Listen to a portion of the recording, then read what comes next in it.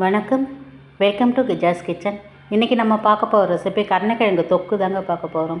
ரொம்ப சூப்பராக இருக்கும். அந்த ரெசிபியை செய்யறதும் ரொம்ப ஈஸி. நல்லா தயிர் சாதம், சாம்பார் சாதம், ரசம் சாதம் எல்லாத்துக்கும் நல்லாயிருக்கும் அந்த கருணைக்கிழங்கு தொக்கு. இப்போ இந்த ரெசிபி எப்படி செய்யலான்னு பார்க்கலாம் வாங்க. வீடியோக்குள்ளே போகிறதுக்கு முன்னாடி நம்ம சேனலை ஃபஸ்ட் டைம் பார்க்குறவங்க தான் சப்ஸ்கிரைப் பண்ணிவிட்டு பக்கத்தில் இருக்க பெல் பட்டன் அழுத்திட்டு பாருங்கள். அப்போ தான் நான் போடுற வீடியோ உங்களுக்கு வரும். வாங்க வீடியோக்குள்ளே போகலாம்.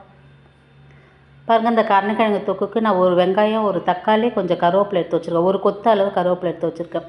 இந்த மாதிரி கட் பண்ணிக்கோங்க. நல்லா பொடி பொடியாக கட் பண்ணிக்கோங்க. நான் 1/4 கிலோ அளவு கருணைக்கிழங்கு எடுத்து இதுமாரி கட் பண்ணி தண்ணியில் போட்டு வச்சுருக்கிறேன். நான் எடுத்துருக்க கருணைக்கிழங்கு 1/4 கிலோ அளவு தாங்க எடுத்துருக்கேன். இப்போ ஸ்டவ்வில் ஒரு கடாயை வச்சுங்க. கடாயை நல்லா காஞ்சதை ஒரு 2 ஸ்பூன் எண்ணெய் ஊற்றிக்கலாம். 2 ஸ்பூன் 3 ஸ்பூன் கூட ஊற்றிங்க. ஏன்னா தொக்கு பாருங்களேன், கொஞ்சம் எண்ணெய் இருந்தால் நல்லாயிருக்கும். 3 ஸ்பூன் எண்ணெய் ஊற்றிக்கிங்க. இப்போ 1/2 ஸ்பூன் கடுகு, உளுத்தம் பருப்பு, 1/2 ஸ்பூன் ஜீரகம் போட்டிருக்கேன்.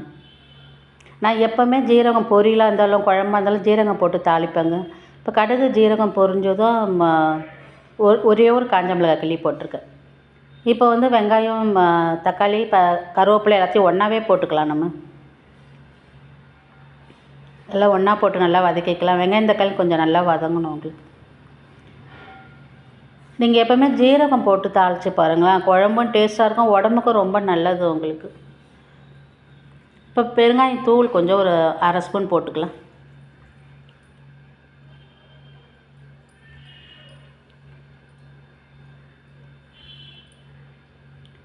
வெங்காயம் தக்காளி நல்லா வதங்கிடுச்சு பாருங்கள். நான் பூண்டு போட்டேங்க. நான் வீடியோவில் விழலை. ஒரு 5 பல் பூண்டு எடுத்து தட்டி போட்டிருக்கேன். நீங்கள் இந்த மாதிரி தட்டி போட்டுக்குங்க பூண்டு. அது வீடியோவில் விழலை போடுறப்ப.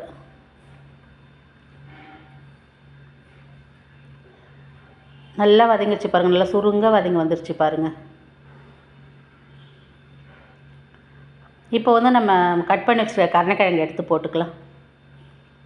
இந்த மாதிரி கட் பண்ணாதாங்க நல்லாயிருக்கும். ரொம்ப அந்த குண்டு குண்டாக கட் பண்ணாதீங்க. இந்த மாதிரி கட் பண்ணிக்கோங்க.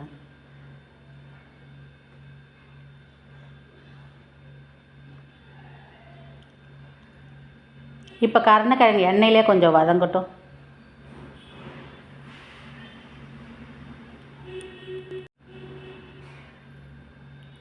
கொஞ்சம் நல்லா வதங்கிடுச்சு பாருங்கள். கருணைக்கிழங்கு நல்லா எண்ணெயிலே வதங்கி வந்துடுச்சு பாருங்கள்.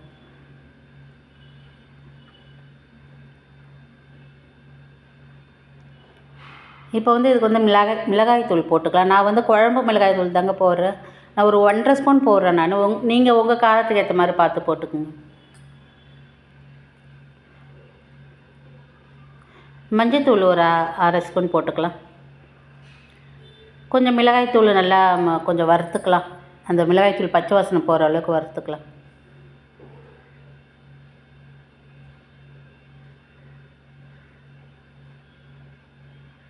நல்லா வறுத்துட்டு இப்போ ஒரு 1/4 டம்ளர் அளவு தண்ணி ஊற்றிக்குங்க. இந்த கருணைக்கிழங்கு வேகிறதுக்கு 1/4 டம்ளர் அளவு தண்ணி ஊற்றிக்குங்க.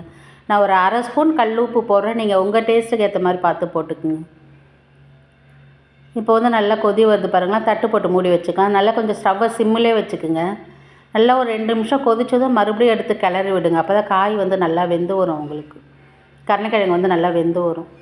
ஒரு 2 நிமிஷம் கழித்து நல்லா கிளறி விட்டு மறுபடியும் தட்டு போட்டு மூடி வச்சுக்கோங்க. இன்னும் ஒரு 2-3 நிமிஷம் வேகட்டும். கருணைக்கிழங்கு வேகிற அளவுக்கு வேக வச்சுக்குங்க. நல்லா கொஞ்சம் மசீர அளவுக்கு வேக வச்சுக்குங்க. பாருங்கள், நல்லா வெந்து வந்துருச்சு பாருங்கள். நல்லா தண்ணிலாம் வற்றி நல்லா சுருண்டு வந்திருக்கு பாருங்கள். இது சாப்பாட்டுக்கும் தொட்டுன்னு சாப்பிட்லாம். சாம்பார் சாதத்துக்கு அதேமாரி சாப்பாட்டில் போட்டு பிசைஞ்சும் சாப்பிட்லாம். அதுமாரி சப்பாத்திக்கும் தொட்டுன்னு சாப்பிட்லாங்க. அவ்வளோ டேஸ்ட்டாக இருக்கும் உங்களுக்கு. சப்பாத்திக்கு தொட்டுன்னு சாப்பிடுங்களா, நல்லாயிருக்கும் உங்களுக்கு இந்த கருணைக்கிழங்கு தொக்கு. ரொம்ப ஈஸி பாருங்கள், செய்கிறதே ஈஸி. சாப்பிடவும் ரொம்ப டேஸ்ட்டாக இருக்கும் அந்த கருணைக்கிழங்கு தொக்கு. ரெடி ஆகிடுச்சு பாருங்கள். இந்த கருணைக்கிழங்கு புட்டு கட்டுறேன் பாருங்கள். எவ்வளோ சாஃப்டாக வெந்திருக்கு பாருங்கள். நல்லா சாஃப்டாக வெந்திருக்கு பாருங்கள். இந்த மாதிரி நல்லா வேக வச்சுங்க. அப்போ தான் சாப்பிட்றதுக்கு நல்லாயிருக்கும் கருணைக்கிழங்கு. நல்லா சுட சுட சாப்பாட்டில் இந்த கருணைக்கிழங்கு தொக்கு போட்டு நல்லா பிசைஞ்சு சாப்பிட்டிங்கன்னா நல்லாயிருக்கும். இதோட அளவில் ஐபட்டில் கொடுக்குறேன் பார்த்துங்க. இவ்வளோ நேரம் என் வீடியோ பார்த்ததுக்கு ரொம்ப நன்றி. இந்த வீடியோ பிடிச்சிருந்தா லைக் பண்ணுங்கள், ஷேர் பண்ணுங்கள், கமெண்ட் பண்ணுங்கள், சப்ஸ்கிரைப் பண்ணுங்கள். அப்படியே இந்த வீடியோ உங்கள் ஃப்ரெண்ட்ஸ் அண்ட் ஃபேமிலி ஷேர் பண்ணுங்கள். வணக்கம்.